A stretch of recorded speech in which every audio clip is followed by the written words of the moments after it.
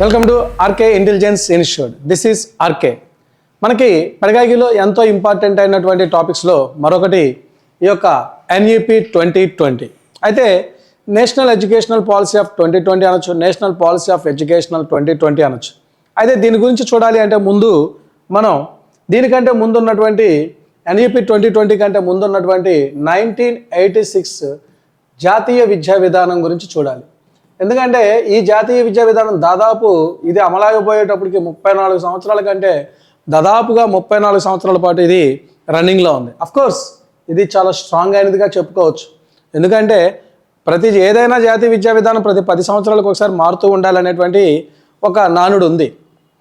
అయితే 34 సంవత్సరాల పాటు ఇది అలానే కంటిన్యూషన్గా కొనసాగడానికి కారణం ఏంటి అంటే 1986 జాతీయ విద్యా విధానం చాలా స్ట్రాంగ్గా ఉండటం.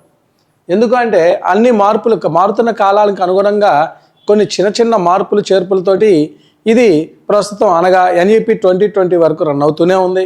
సో ఈ విద్యా విధానం వచ్చేసరికి రాజీవ్ గాంధీ గారి హయాంలో జరిగింది. అయితే ఈ రాజీవ్ గాంధీ గారి హయాంలో జరిగినటువంటి ఈ విద్యా విధానంలో మనకి చూడాల్సినటువంటి అంశాలు ఏంటంటే అప్పుడు 10+2+3 అనేటువంటి విద్యా విధానం ఉండేది. 10 సంవత్సరాల పాటు ప్రాథమిక విద్య గాను, 2 సంవత్సరాల పాటు కళాశాల విద్య, అలానే 3 సంవత్సరాల పాటు అండర్ గ్రాడ్యుయేషన్ కోర్సుగా దీన్ని రన్ చేసుకుంటూ వచ్చాం. దాదాపుగా అందరికీ ఇది సుపరిచితమే 10+2+3. దీని తర్వాత శిశువు మొదటగా 6 సంవత్సరాల వయసులో పాఠశాలలో ప్రవేశించేవాడు. సుమారుగా 16 సంవత్సరాల వయసు వరకు ఈ ప్రాథమిక విద్యా విధానంలో కొనసాగేవారు. ఎక్కువగా దీనికే ప్రాధాన్యత ఇవ్వడం జరిగింది. 10 సంవత్సరాల ప్రాథమిక విద్యలో దీనికి ఎక్కువగా ప్రయారిటీ ఇవ్వడం జరిగింది. అయితే దీంట్లో వచ్చేసరికి ప్రధానంగా మాతృభాషలోనే బోధన జరగాలి అనేది ఇందులో ఉన్నటువంటి కీలక అంశాల్లో ఒకటి. దీంతోపాటు మనకి త్రిభాషా సూత్రాన్ని పాటించాలి. త్రిభాషా సూత్రం అంటే ఏంటండి? త్రిభాషా సూత్రం వచ్చేసరికి మనకి అందరికీ తెలిసిందే. మాతృభాషలో మదర్ టంగు, తర్వాత దేశ భాష లేదా రాజభాష, నేషనల్ లాంగ్వేజ్, అలానే మనకు వచ్చేసరికి ఇంటర్నేషనల్ లాంగ్వేజ్, అంతర్జాతీయ భాష. మాతృభాష అంటే మనం తెలుగు తీసుకుంటూ ఉంటాం, దేశ భాష అనగానే హిందీ, అయితే అంతర్జాతీయ భాష అనగానే ఇంగ్లీష్ని తీసుకున్నాం. సో ఇది మనకి ప్రధానంగా ఇచ్చింది. ఇంగ్లీష్ ఎందుకు నేర్చుకోవాలి అంటే బహుభాషలకి ప్రాధాన్యత ఇస్తుంది. ఈ భాషను నేర్చుకోవడం వలన మనకి దేశంలో ప్రపంచంలో ఎక్కడికి వెళ్ళినా సరే అక్కడ ఉన్నటువంటి లోకల్ లాంగ్వేజెస్ని నేర్చుకోవడానికి కూడా ఇది సహకరిస్తూ ఉంటుంది. ముఖ్యంగా ఇక్కడ మనం చూడాల్సింది ఏంటంటే 1986 జాతీయ విద్యా విధానం ఏంటి అంటే ఏ స్థానంలో వచ్చిందంటే 10+2+3 విద్యా విధానం ఉండేది. 6 సంవత్సరాల నుంచి 16 సంవత్సరాల వరకు ఉండేది. మాతృభాషకి త్రిభాషకి ప్రాధాన్యత ఇచ్చేవాళ్ళు. ఇప్పుడు ప్రస్తుతం మనకి ఎన్ఈపి 2020, ఈ ఎన్ఈపి 2020 అనొచ్చు, నేషనల్ ఎడ్యుకేషనల్ పాలసీ అనొచ్చు, నేషనల్ పాలసీ ఆఫ్ ఎడ్యుకేషన్ అనొచ్చు, ఏదైనా అనొచ్చు. అయితే అసలు ముందు దీనికి ఎప్పుడు బీజం పడింది అంటే గుర్తుపెట్టుకోవాల్సిన విషయం ఏంటంటే వాస్తవానికి 2015 జనవరిలోనే ఈ ఎన్ఈపి 2020కి సంబంధించిన ఒక చిన్న సిఫార్సు జరిగిందండి. ఏంటి అంటే మోదీ గారి సూచనల మేరకు అప్పుడు హెచ్ఆర్డిఏ మినిస్టర్ అయినటువంటి మన స్మృతి ఇరానీ గారండి. సో స్మృతి ఇరానీ గారికి ఒక పని అప్పచెప్పారు. ఎవరు? మన మోడీ గారు. ఏమని? మనం ఎప్పటి నుంచో 34 సంవత్సరాల నుంచి దాదాపుగా దీన్నే ఉపయోగిస్తూ ఉన్నాం. ఎన్ఈపి 1986ని ఉపయోగిస్తూ ఉన్నాం, 1986 జాతీయ విద్యా విధానాన్ని. కానీ ప్రస్తుతం మనం ఇక్కడ కొత్త జాతీయ విద్యా విధానాన్ని తీసుకొద్దామని చెప్పేసి ఈయన ఆలోచన అనమాట. సో దీంట్లో భాగంగా వెంటనే అప్పుడు స్మృతి ఇరానీ గారు ఏం చేశారంటే వెంటనే సరే చేద్దాం సార్ అని చెప్పేసి అప్పటి కేంద్ర క్యాబినెట్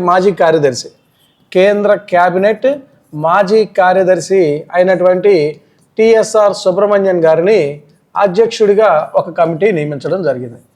సుబ్రహ్మణ్యన్ గారిని అధ్యక్షుడిగా నియమిస్తూ వెంటనే 2015 జనవరిలోనే ఈ సుబ్రహ్మణ్యన్ గారి కమిటీని వేయటం జరిగింది. ఈ సుబ్రహ్మణ్యన్ గారు ఏం చేశారంటే దాదాపు 1 సంవత్సరం పాటు ఈయన అంతా పర్యటించి ఈయనకు అనుకూలంగా ఉన్నటువంటి మొత్తం దాదాపుగా 1 సంవత్సరం పాటు పర్యటించి అన్ని చోట్ల కూడా ఏం చేశారంటే 2016లో వెంటనే స్మృతి ఇరానీ గారికి కమిటీ నివేదికని ఇవ్వటం జరిగింది. నివేదికను ఇవ్వడం జరిగింది. Okay, very good. నివేదిక ఇవ్వగానే సరే, ఈ నివేదికలో చూస్తే కొన్ని ఇబ్బందికరమైనటువంటి అంశాలు ఉన్నాయి. అసలు ఈ వెంటనే 34 సంవత్సరాల పాటు ఉన్నటువంటి ఈ జాతీయ విద్యా విధానాన్ని మనం మారిస్తే ఏమన్నా ఇబ్బంది అవుతుందేమో అనేటువంటి ఉద్దేశంతో వెంటనే వీళ్ళు ఏం చేయడం జరిగింది, ప్రజల నుంచి కూడా కొంచెం ఏదన్నా సజెషన్స్ స్వీకరిద్దాం, ప్రజల నుంచి వెంటనే రెవల్యూషన్ వస్తుందేమో అని ఆలోచించి, లేదా ప్రజల నుంచి ఇంకేదైనా మంచి ఆలోచనలు వస్తాయేమని ఆలోచించి ఈ గవర్నమెంట్ ఏం చేసిందంటే ఈ నివేదికని ఒక ప్రభుత్వ వెబ్సైట్లో ఉంచడం జరిగింది. www.innovationportal.com అనే దాంట్లో ఉంచడం జరిగింది. అయితే వెంటనే ఈ నివేదిక మీద, ఈ సైట్లో ఉంచినటువంటి వాటి మీద కొన్ని సిఫార్సులు, సూచనలు ఇవ్వండి అని చెప్పి మోడీ గారు ప్రజలకు పిలుపునివ్వటం జరిగింది. ఈ ప్రజలకు పిలుపునివ్వగానే ప్రజలు కూడా దాదాపుగా వెంటనే ఏం చేయడం స్టార్ట్ చేశారంటే, దాదాపుగా 2 లక్షలకు పైగా ఫిర్యాదులు కావచ్చు, సలహాలు కావచ్చు, సూచనలు కావచ్చు, దాదాపుగా 2 లక్షలకు పైగా ఫిర్యాదులు, సూచనలు ఇవ్వడం జరిగింది. దాంతో మన గవర్నమెంట్ నుంచి కూడా మంచి సపోర్ట్, ఒకసారి ఆశ్చర్యపోయారు. అరే, ఇంతమంది మంచి సజెషన్స్ ఇచ్చారు, వీటికి అనుగుణంగా మరలా ఏదైనా మార్పులు చేర్పులు చేస్తూ క్రొత్త జాతీయ విద్యా విధానం తీసుకొద్దామని చెప్పేసి 2017 జూన్లో ఏం చేశారంటే, అప్పటి మాజీ ఇస్రో చైర్మన్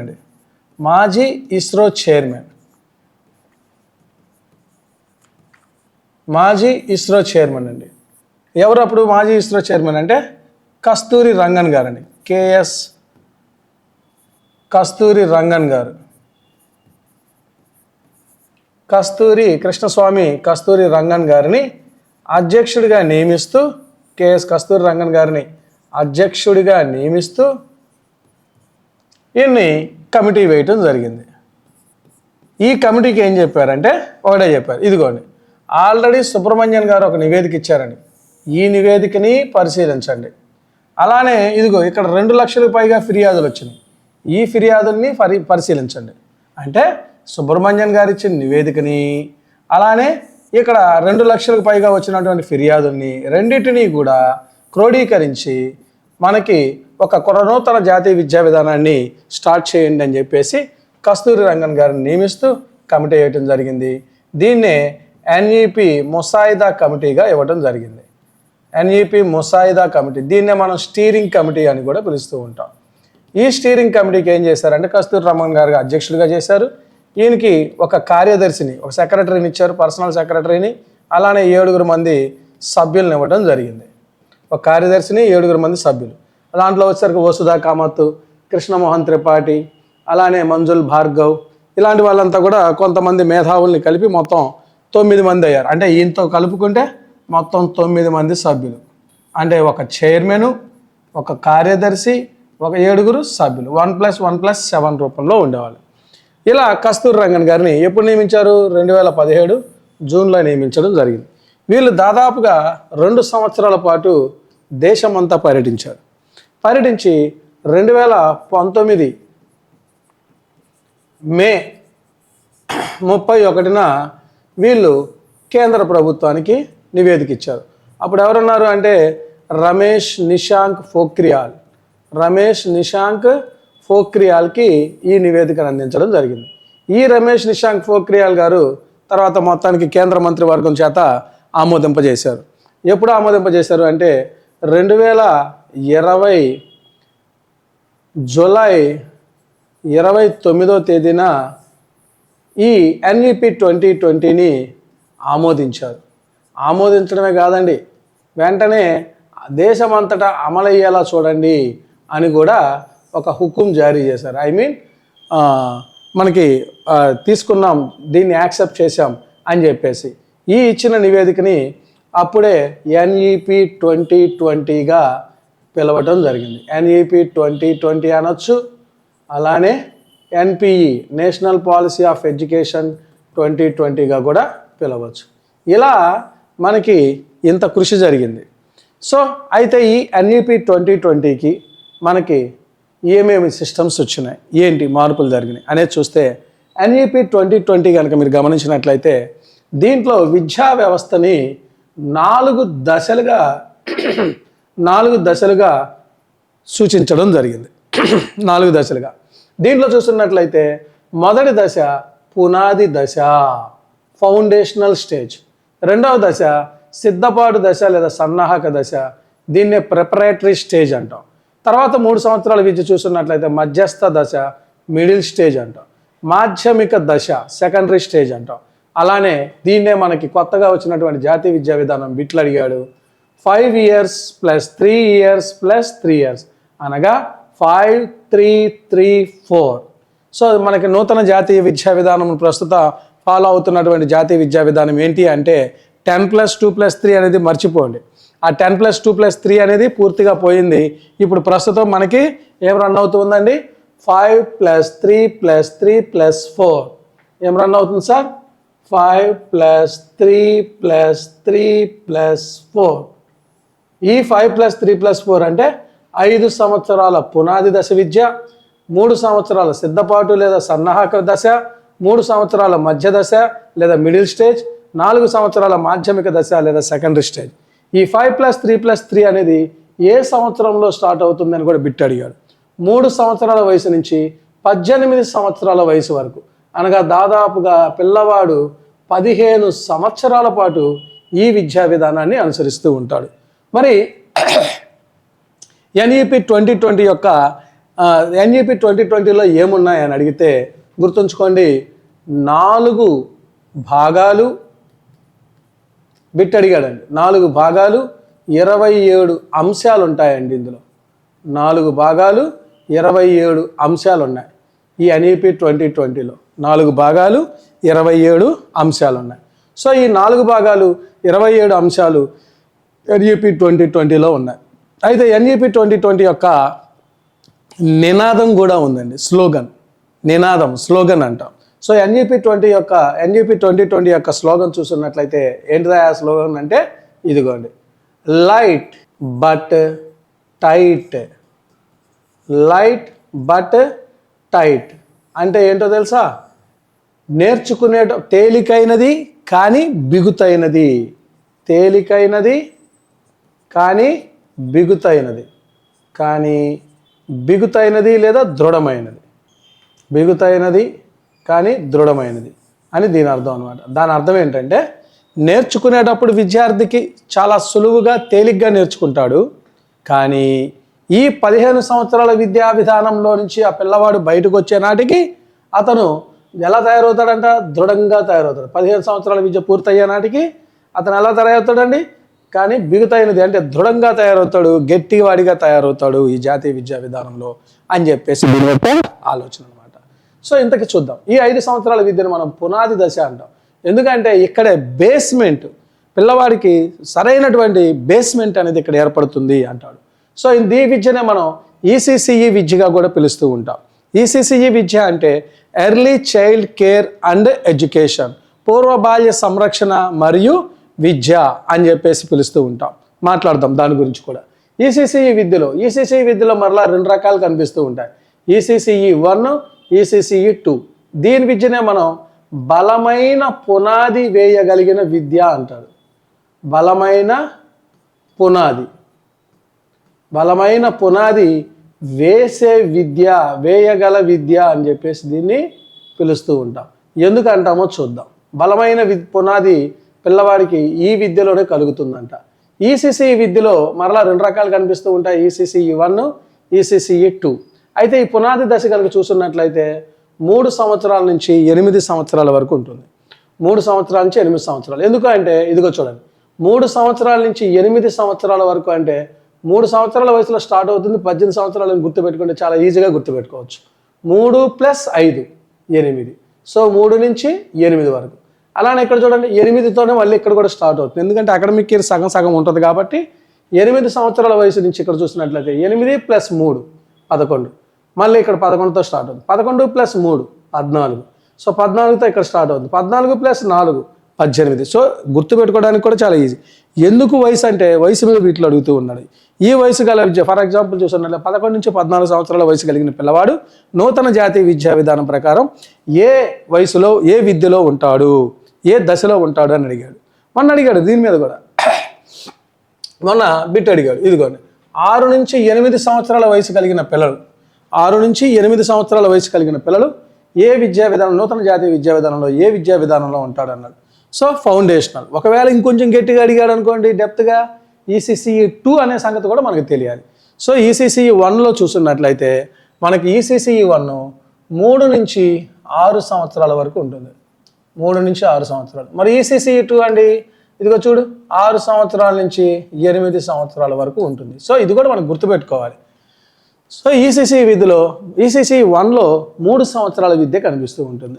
ఈసీసీ 1 ప్రధానమైన విద్యగా చెప్పుకోవచ్చు. దీన్నే ప్రీ ప్రైమరీ 1, ప్రీ ప్రైమరీ 2, సంసిద్ధత తరగతి లేదా సిద్ధపాటు తరగతి అంటాం. దీన్నే సిద్ధపాటు తరగతి అని కూడా పిలుస్తూ ఉంటారు. సిద్ధపాటు తరగతి అన్న కూడా ప్రిపరేటరీ క్లాస్ అంటాం. అంటే దీని అర్థం ఏంటంటే ప్రీ ప్రైమరీ 1, ప్రీ ప్రైమరీ 2 ఈ రెండిట్లో నేర్చుకున్నటువంటి పాఠాలని లేదా సబ్జెక్టులని మరలా ఏం చేస్తారు, 2 సంవత్సరాలు నేర్చుకున్న విద్యని మరలా ఇక్కడ మళ్ళీ డ్రిల్లింగ్ చేపిస్తారు. అందుకని అంటే దేనికి అంటే 1వ తరగతిలోకి రావటానికి ఇది సంసిద్ధత తరగతి, సిద్ధపాటు తరగతి అంటాం. వీటిని ప్రస్తుతం అంగన్వాడీలు కానివ్వండి, అలానే ప్రీ స్కూల్స్ కానివ్వండి, ప్రస్తుతం మనం ఈ అంగన్వాడీ పేర్లు కూడా మార్చిపడేసేస్తున్నారు. బాలవాటిక లేదా శిశువాటిక, బాలవాటిక లేదా శిశువాటిక అని కూడా పిలుస్తూ ఉంటాం. సో ఈ బాలవాటిక లేదా శిశువాటికలు కూడా ఈ సంసిద్ధత తరగతిలోకి మనకి పిల్లవాడిని ప్రవేశపెట్టాలని చూస్తూ ఉంటాయి.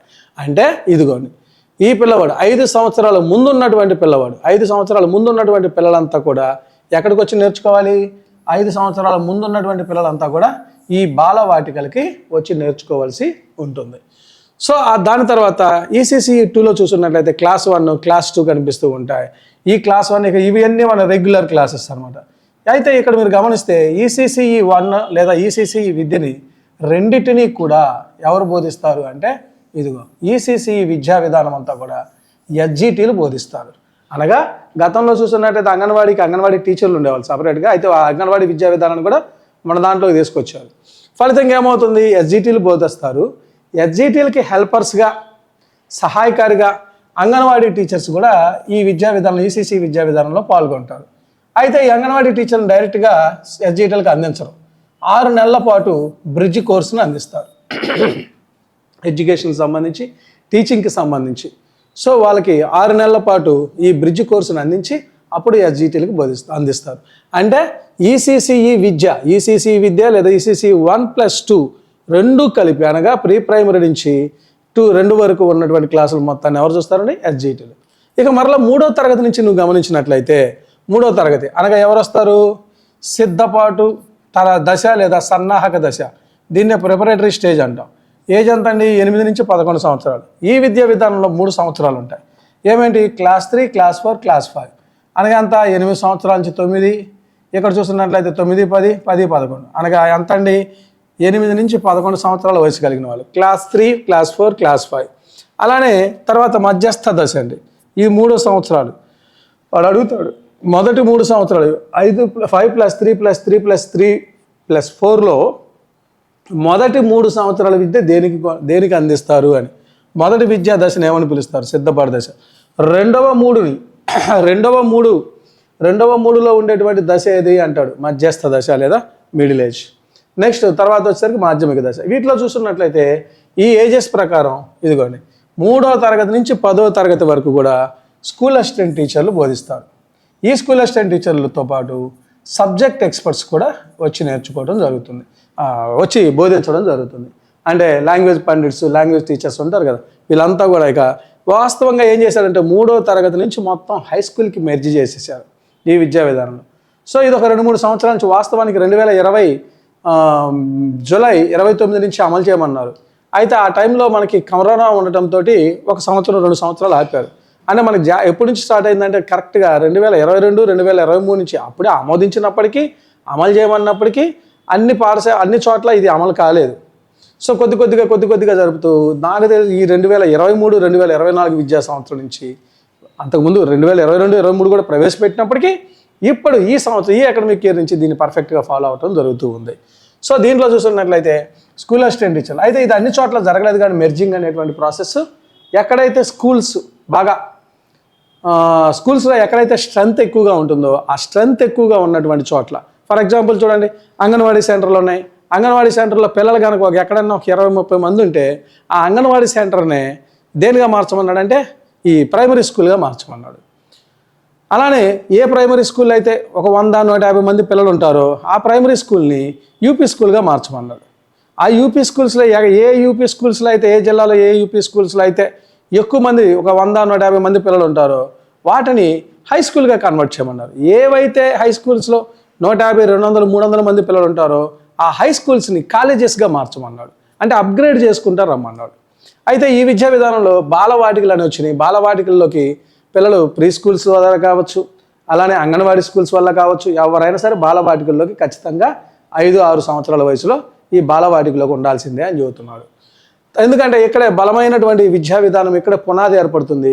ఈ పునాది అనేది ఇక్కడే ఏర్పడుతుంది కాబట్టి దీన్ని ఈసీసీ విద్యని బలమైన పునాది వేయగలిగిన విద్యగా కూడా చెప్పడం జరుగుతుంది. 2వ తరగతి వరకు ఏ పిల్లవాడైనా సరే ఈసీసీ విద్యా విధానంలోకి వస్తే ఖచ్చితంగా 2వ తరగతి పూర్తయ్యే నాటికి వాడు ప్రతి అక్షరాన్ని గుర్తుపట్టాలి, రాయగలగాలి, చదవగలగాలి, చెప్పగలగాలి. సో అంతేకాకుండా అక్షర జ్ఞానం, అంకెల జ్ఞానంతో పాటు పిల్లవాడికి బొమ్మలు, ఆ చిన్న చిన్న రైమ్స్, పద్యాలు చెప్పటం, ఆటపాటలు, బొమ్మలు, తోలు బొమ్మలాట, సంగీతం, ఇలాంటి కల్చర్ కరికులర్ కావచ్చు, ఎక్స్ట్రా కరికులర్ కావచ్చు, అన్ని యాక్టివిటీస్లో పిల్లవాడికి ఈసీసీ విద్యా విధానంలో అందించాలంట. అలానే ఇక్కడ ఈసీసీ విద్యా విధానం ఒక బిట్ అడిగాడు. పిల్లవాళ్ళకి వచ్చేసరికి ఈసీసీ విద్యను చదువుకున్నటువంటి పిల్లవాళ్ళకి ఎలాంటి గేమ్స్ని ఆడిపించాలి అని. ఇలాంటి పిల్లలంతా కూడా చిన్నపిల్లలు కాబట్టి వీళ్ళందరికీ ఇండోర్ గేమ్స్ని అందించాలి. ఏ గేమ్స్ని ఆడించాలండి? Indoor games. మన బిట్ అడిగాడు దీని మీద. ఈసీసీలో ఉండేటువంటి పిల్లలకి ఎలాంటి గేమ్స్ని అందించాలి, ఎలాంటి గేమ్స్లో ఆడిపించాలి? Indoor games ఆడిపించాలి. ఎందుకంటే చిన్నపిల్లలు కాబట్టి బయటకు వెళ్ళడానికి అవకాశం లేదు కాబట్టి వీళ్ళకి ఖచ్చితంగా ఏం చేయాలండి? ఇండోర్ గేమ్స్ని అందించాల్సి ఉంటుంది. తర్వాత ఇదిగోండి, ఆ తర్వాత మనకి క్లాస్ 3, క్లాస్ 3 నుంచి క్లాస్ 10th వరకు స్కూల్ అసిస్టెంట్ సబ్జెక్ట్ ఎక్స్పర్ట్స్ వస్తారు. అంతేకాకుండా క్లాస్ 11 నుంచి క్లాస్ 12 వరకు JLs, CLs, senior lecturers as యూజువల్గా బోధిస్తారు. అయితే యాక్చువల్గా ఏమనుకున్నారంటే ఈ 3వ తరగతి నుంచి 8వ తరగతి వరకు స్కూల్ అసిస్టెంట్లు అనుకున్నారు. 10వ తరగతి నుంచి 12వ తరగతి వరకు జేఎల్ చేత బోధించాలనుకున్నారు. అయితే మరి ఏ కారణాల వల్ల తెలియదు కానీ ప్రస్తుతానికి అయితే 10th వరకు కూడా స్కూల్ అసిస్టెంట్లు బోధిస్తున్నారు. యాక్చువల్గా 9th నుంచి జేఎల్స్ బోధించాలని చెప్పేసి ఫస్ట్లో అనుకున్నారు. మరి వాట్ ఎవర్ ఇట్ మేబీ ఏం జరిగిందో ఏమో తెలియదు కానీ చాలా చోట్ల ఎక్కడ కూడా జేఎల్స్ అయితే మాత్రం ఇంతవరకు వచ్చి బోధించిన దాఖలాలు, హై స్కూల్స్కి వచ్చి బోధించిన దాఖలాలు ఎక్కడ నాకు తగలలేదు. సరే ఇంకెక్కడన్నా ఉన్నాయేమో నాకు తెలియదు కానీ విద్యా విధానంలో 9th క్లాస్ నుంచి జేఎల్ చేత బోధించాలని మాత్రం ఉంది. చాలా మంచి కాన్సెప్ట్.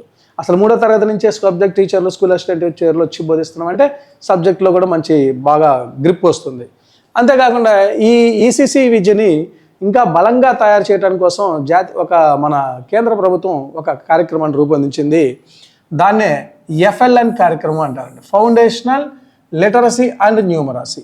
అంటే పునాదిపూర్వక అక్షరాస్యత మరియు సంఖ్యాభావన అనేటువంటి భావన కలిగించారు. అంటే ఈ భావన ప్రకారం పిల్లలందరికీ కూడా ఎడ్యుకేషన్కి సంబంధించిన అక్షర జ్ఞానం, సంఖ్యా జ్ఞానం ముందు ఫస్ట్ ఉండాలి. తర్వాత పిల్లవాడికి ఆల్రౌండ్ డెవలప్మెంట్ అయ్యే విధంగా కరికులరు, కోకరికులరు, ఎక్స్ట్రా కరికులరు, ఆటపాటల ద్వారా బోధన, తోలుబొమ్మలాట, సంగీతం, ఇలా నాటికలు చిన్న వాడు ఏమైనా చేయగలిగితే, పెర్ఫార్మెన్స్ చేయగలిగితే వాళ్ళ చేత పాటలు పాడించడం, ఇలాంటి వాటన్నిటిలో కూడా ఆల్రౌండ్ డెవలప్మెంట్ అన్నిటికీ కూడా ప్రాధాన్యత ఇచ్చేది ఈసీసీఈ విద్య. అందుకనే దీన్ని ఫౌండేషన్ గట్టిగా, ఎప్పుడైతే ఫౌండేషన్ నీకు గట్టిగా పడుతుందో పిల్లవాడికి ఆటోమేటిక్గా మిగిలిన క్లాసులన్నీ కూడా చక్కగా దాటుకుంటా వచ్చేస్తాడు అనేటువంటిది ఎన్ఈపి 2020 యొక్క భావన. అయితే ఈ ఎన్ఈపి 2020 ప్రకారం చూస్తున్నట్లయితే ఎన్ఈపి 2020 చూస్తున్నట్లయితే మాతృభాష ఏముండాలి అన్నాడు. ప్రాథమిక విద్యా విధానం ఏ భాషలో ఉండాలి? ఈ ప్రైమరీ ఎడ్యుకేషన్ అంతా కూడా పిల్లవాడికి ఏ భాషలో బోధించాలి అంటే పిల్లవాడికి మాతృభాషలోనే బోధించమంటున్నాడు. ఎప్పటి వరకు అంటే 1 నుంచి 5వ తరగతి వరకు బోధించమంటున్నాడు. కుదిరితే మాతృభాషలో 1 నుంచి 5 వరకు కంపల్సరీ బోధించాలి. అయితే ఇక్కడ ఒక మాట అన్నాడు, కుదిరితే మాతృభాషలో బోధన నీకు ఎక్కడన్నా అవసరం అనిపిస్తే, అంటే ఏదన్నా స్లమ్ ఏరియాస్లో కానివ్వండి, లేకపోతే ఇంకోటి పిల్లలు ఎడ్యుకేషన్గా కొంచెం వీక్గా ఉన్నటువంటి ఏరియాస్లో కానివ్వండి, ఖచ్చితంగా ఏం చేయాలంటాడు? 1 నుంచి 8 వరకు ఏం చేయాలంటాడు? ఖచ్చితంగా 1 నుంచి 8 తరగతి వరకు కూడా నువ్వు మదర్ టంగ్లోనే బోధించుకోమంటున్నాడు. అంటే 8వ తరగతి వరకు కూడా పిల్లవాడికి మాతృభాషలో ఎందుకు బోధించాలా? అసలు ఎందుకు బోధించాలా మాతృభాషలో? ఇంగ్లీషో తమిళో ఇంకోటి లాంగ్వేజెస్లో నేర్పించవచ్చు కదా అంటే, పిల్లవాడికి ప్రాథమిక విద్య సులభంగా అర్థం అవ్వాలి, అవగాహన చేసుకోవాలి అంటే, సులభంగా అవగాహన చేసుకోవాలి అంటే ఖచ్చితంగా ఏం చేయాలండి? మాతృభాషలోనే బోధన చేయాలి. సులువైన భాష, పిల్లవాడికి అర్థవంతమయ్యేటువంటి భాష, అందుకని మాతృభాషలోనే బోధన చేయమంటారు.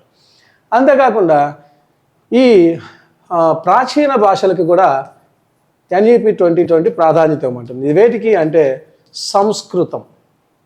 దేనికండి? సంస్కృతానికి ప్రాధాన్యత ఇవ్వమంటుంది. అలానే పర్షియన్ లాంగ్వేజ్కి ప్రాధాన్యత ఇవ్వమంటుంది. అంతేకాదండోయ్, ఈ యొక్క బౌద్ధం మనకి పాలి లేదా ప్రాకృత భాషలు, బౌద్ధం జైనం వాడినటువంటి పాలి లేదా ప్రాకృతం భాషలకు కూడా ప్రాధాన్యత ఇవ్వమంటుంది. అంటే ప్రాచీన భాషలకు ప్రాధాన్యత ఇస్తూనే మాతృభాషలో బోధించమంటుంది. అట్ ద సేమ్ టైం ప్రాచీన భాషలకి ప్రాధాన్యత ఇవ్వమంటుంది. ఎప్పుడు? ఇదిగో మనం +2 ఉంది చూసారు మనం చివరి 4లో. అంటే ఏంటి? ఇంటర్మీడియట్ విద్య అనగా క్లాస్ 11, క్లాస్ 12 ఈ విద్యకి వచ్చేసరికి వీటిల్లో ఏదో ఒక దాన్ని ఆప్షనల్ సబ్జెక్ట్గా లేదా సెకండరీ లాంగ్వేజ్గా కూడా తీసుకోమని చెబుతుంది. అంతేకాకుండా విదేశీ భాషలకు కూడా ప్రాధాన్యత ఇవ్వమంటుంది. విదేశీ భాషలకు కూడా వచ్చేసరికి KJFTR, KGF కాదండి, KJFTR. కే అంటే Korean language, Japanese language, F అంటే ఫ్రెంచ్ భాషకి, టీ అంటే థాయ్ భాష అండి, థాయిలాండ్ బ్యాంకాక్ థాయిలాండ్ భాష, థాయ్ భాష అంటాం. సో ఆర్ అంటే రష్యన్ లాంగ్వేజ్ అండి. ఈ రష్యన్ భాషలకి, ఈ భాషలకు కూడా విదేశీ భాషలు కుదిరితే విదేశీ భాషలు కూడా ప్రాధాన్యత ఇవ్వమంటుంది. అంటే మనం పోయి నేర్చుకొని వస్తామా, పిల్లలు పోయి నేర్చుకొని వస్తారా అనుకుంటారేమో. ఇది ఓన్లీ వీడియో క్లాసెస్, అంటే ఆన్లైన్ అనమాట. ఆన్లైన్లో ఈ భాషల్ని చూసి నేర్చుకోవాలంట పిల్లవాడు. అంతేకాకుండా ఇది ఏమని చెప్తుంది అంటే, పిల్లవాడికి 6 సంవత్సరాల వయసు వచ్చే నాటికల్లా కూడా వాడి యొక్క బ్రెయిన్ దాదాపు 85% పైగా అభివృద్ధి చెందుతుందంట. మెదడు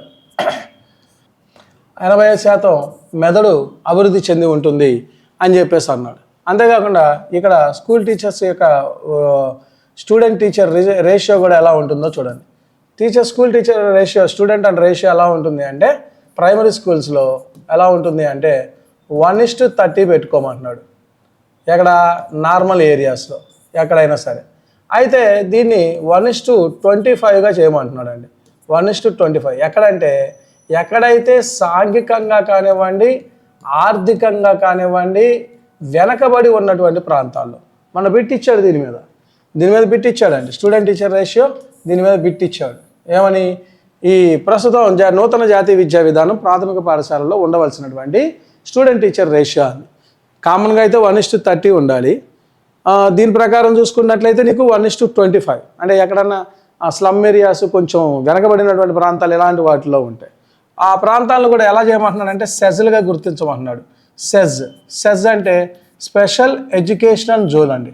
స్పెషల్ ఎకనామిక్ జోన్ కాదు, స్పెషల్ ఎడ్యుకేషనల్ జోన్ అండి. అయితే మరి ప్రస్తుతం పాఠశాలలో చూసినట్లయితే ఎలా ఉంది? ప్రస్తుత పాఠశాలలో వాస్తవానికి చూసినట్లయితే ప్రస్తుత పాఠశాలలో చాలా చోట్ల కూడా 1:20 ఉందండి ప్రజెంట్ రేషియో అయితే, అకార్డింగ్ టు NEP 2020. వాడు పర్టికులర్గా ప్రస్తుతం పాఠశాలల్లో అని అడిగితేనేమో 1:20 పెట్టండి. అలా కాకుండా ఎలా NEP 2020 ప్రకారం ప్రాథమిక పాఠశాలలో సాంఘికంగా వెనకబడిన ప్రాంతాల్లో అని అడిగితే మాత్రం 1:30 + 1:25 పెట్టండి. అంటే వాడు ఇచ్చిన క్వశ్చను, ఆన్సర్స్, ఆప్షన్స్ జాగ్రత్తగా చూసుకొని చేయండి. వాస్తవానికి రియాలిటీగా స్కూల్స్లో ప్రస్తుతం మన ఏపీ స్కూల్లో జరుగుతుంది. మన ఆగస్టులో కూడా జరిగినటువంటి రేషియో చూసింది 1:20 ప్రకారమే పిల్లల్ని 1:20 ప్రకారమే టీచర్స్ని సర్దుబాటు చేయడం జరిగింది. నిన్న మొన్న జరిగినటువంటి వర్క్ అడ్జస్ట్మెంట్స్లో కూడా ఇదే జరిగింది. నెక్స్ట్ ఇది స్పెషల్ ఎకనామిక్ జోన్స్గా. అలానే బాలికలతో పాటు హిజ్రాలకు కూడా విద్యా అవకాశాలని పాఠశాలలు, ఏ పాఠశాలలు? గర్ల్స్ హై స్కూల్స్లోనే పెట్టాలంట. అయితే ఈ హిజ్రాల కోసం జిఫ్ అనేటువంటి ఫండ్ని ఏర్పాటు చేయమని అంటున్నారు. జిఫ్ అంటే జెండర్ ఇన్క్లూజన్ ఫండ్ అండి. మొన్న అడిగాడండి బిట్టు. జెండర్ ఇన్క్లూజన్ ఫండ్ అండి. సో జెండర్ ఇన్క్లూజన్ ఫండ్ అనే దాన్ని జిఫ్ల కోసం కేటాయించమన్నాడు. అలానే ఈ విద్యా విధానంలో పిహెచ్డికి అవకాశం ఉన్నటువంటి ఎంఫిల్ కోర్సుని మధ్యలో ఉండేటువంటి ఎంఫిల్ కోర్స్ అండి, ఎంఫిల్ కోర్సుని పూర్తిగా రద్దు చేయడం జరిగింది. మన బిట్ అడిగాడు దీని మీద. ఏమని అడిగాడంటే ఈ ఎంఫిల్ కోర్సుని ఎన్ని సంవత్సరాల పాటు చదవాలి ఎన్ఈపి 2020 ప్రకారం అన్నాడు. అసలు ఎంఫిల్ కోర్సును పూర్తిగా రద్దు చేయడం జరిగింది. 2025 నాటి నుంచి బీఈడి విద్యని ఎలా పిలవాలి, ఎట్లా ఇస్తున్నారు అంటే 4 సంవత్సరాల పాటు జరిగేటువంటి ఇంటిగ్రేటెడ్ కోర్సులుగా అందించమంటున్నాడు. అంటే బీఈడి అనేది కాస్త ఇక కనుమరుగైపోతుంది. ఎలా వస్తుందంటే బీఈడి ప్లస్ డిగ్రీ ప్లస్ బీఈడిగా అందుబాటులోకి వస్తుంది. ఇది ఎప్పటి నుంచి అమల్లోకి రావాలంటే 2025 నుంచి అంట. ఈ 2030 నాటికి బీఈడి కాలేజీలన్నీ కూడా 2030 నాటికి బీఈడి కాలేజీలన్నీ కూడా బహుళ విషయక విద్యా సంస్థలుగా మారిపోవాలంట. అంటే ఇక బీఈడి కాలేజెస్ అనేవి ఇక కనపడకూడదు. ఏముండాలి బీఈడి కాలేజెస్ బదులు? బహుళ విద్యా సంస్థలుగా, మల్టీపర్పస్ కాలేజెస్గా, ఇవి నైపుణ్యాలను అందించేటువంటి కాలేజెస్గా ఉండాలి అని చెప్పేసి అంటున్నారు. అలానే 2030 నాటికి ప్రతి పాఠశాలలో ప్రతి తరగతి గది కూడా 100% డిజిటలైజేషన్ అయి ఉండాలంట. 100% డిజిటలైజేషన్. 100% డిజిటలైజేషన్ అంటే ఏంటండి? 100% డిజిటలైజేషన్ అంటే ఏంటి? 100% డిజిటలైజేషన్ అంటే ఇక్కడ 3 అంశాలు ఉండాలి. ప్రతి పాఠశాలలో ఖచ్చితంగా ఇదిగోండి ఐఎఫ్పిపి టీవీస్ అన్నా ఉండాలి, లేదా స్మార్ట్ టీవీస్ అన్నా ఉండాలి. రెండోది ఖచ్చితంగా హై స్పీడ్ ఉన్నటువంటి వైఫై ఉండాలి, వైఫై ఫెసిలిటీ ఉండాలి, లేదా వైఫై లేదా మెయిన్ ఇంటర్నెట్ ఉండాలి. 3, ప్రతి తరగతి గదిలో ప్రొజెక్టర్ ఉండాలి, ప్రొజెక్టర్ కమ్ ప్రొజెక్టింగ్ స్క్రీన్ ఉండాలి. అలానే 2030 నాటికల్లా కూడా ప్రతి టీచరు ప్లస్ ప్రతి స్టూడెంట్ ఇద్దరికి కూడా కంప్యూటర్ నాలెడ్జ్ అనేది ఉండాలి, లేదా ఐసీటీ నాలెడ్జ్ అనేది ఖచ్చితంగా ఉండాలి, ప్లస్ కంప్యూటర్స్ని వినియోగించగలగాలి. అంతేకాకుండా 2030 నాటికల్లా 2030 నాటికల్లా దేశంలో వయోజన విద్య అనేది 100% సాధించి ఉండాలి. విత్ కంప్యూటర్ నాలెడ్జ్ 100% విద్యని అందించి ఉండాలి. ఇలాంటివన్నీ కూడా మనకి ఎన్ఈపి 2020లో ఉన్నాయి. సో ఇంకా ఎంతో చాలా విషయాలు ఉన్నప్పటికీ మనకి ఎగ్జామ్ పాయింట్ ఆఫ్ వ్యూలో ఎంతవరకు అయితే ఉపయోగపడుతుందో అంతవరకు అందించారు. అదేవిధంగా మీరు ఇక రేపటి నుంచి అనగా 3వ తేదీ నుంచి ఎగ్జామ్స్ స్టార్ట్ అవబోతున్నాయి, టెట్ ఎగ్జామ్స్. సో వాళ్ళందరికీ కూడా ఆల్ ది బెస్ట్ చెప్తూ మీ ఆర్కే ఇంటెలిజెన్స్ ఇన్స్టిట్యూట్ చెప్తుంది. ప్రతి ఒక్కరికి కూడా మనస్ఫూర్తిగా ఉద్యోగం రావాలని మీ ఆర్కే కోరుకుంటూ ఉన్నాడు. 100% మీరు సాధిస్తారు. ఖచ్చితంగా చదవండి, ఈ ఉద్యోగం వస్తుంది. ఉద్యోగం రావడంలో మేము కూడా కీలక పాత్ర పోషించాలని మనస్ఫూర్తిగా కోరుకుంటూ ధన్యవాదాలు. బాయ్.